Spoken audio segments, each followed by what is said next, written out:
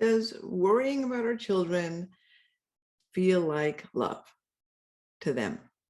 Well, conceptually, yes, worrying can be interpreted as loving. But let's remember that worry is fear.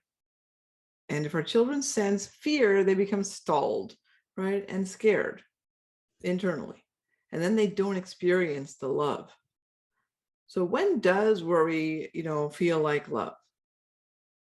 An interesting thing happened the other day. So I'm thinking it's really maybe when we're an adult. So I was chatting with a close friend and I told her that I was in a bit of a self-sabotage mode on something that I've been working on. Yes, I still have some self-sabotage behaviors. It's all a work in progress, right? So anyhow, she had thought I finally stopped something.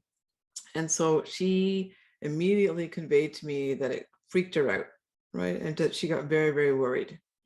And her expression of that let me know that I really matter to her, that she loves me, right? So let me share what happened to me in that back and forth with her. I felt very surprised, actually, that she was so worried. I kind of paused and then I started feeling really bad that she was that worried, because I would never want to worry somebody that I care about like that. So then I allowed myself to feel her worry and recognized, okay, but it does represent that she really loves and cares for me, which made me feel good. And then that made me want to, of course, better myself as well. So for me, but also to because I internalized that love from her, which did come from worry. So in fact, in that situation, I was able to slow myself down and recognize that the worry was in fact a symbol of love. But listen, I'm an adult and a psychologist, and I worked on myself for a long time. And of course, I continue to work on my growth.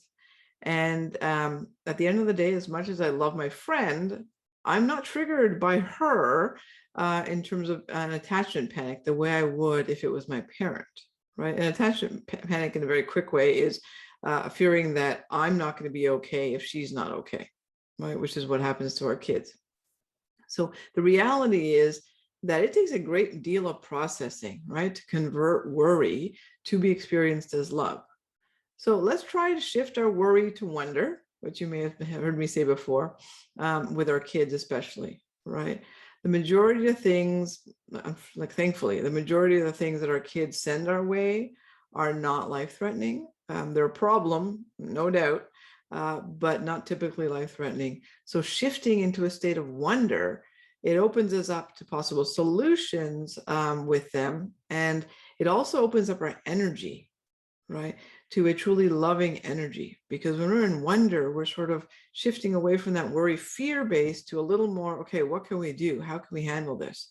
And that energy shifts. I go from being an internal, closed, scary energy to an open, okay, let's think about this in practical ways, but again, it's an open to possibility, open to change, open to solutions kind of mode. So next time you're worrying about your children, remind yourself that they're probably not able to interpret it as love, and instead be conscious of yourself and shift into, okay, I wonder how we're going to work through this with them.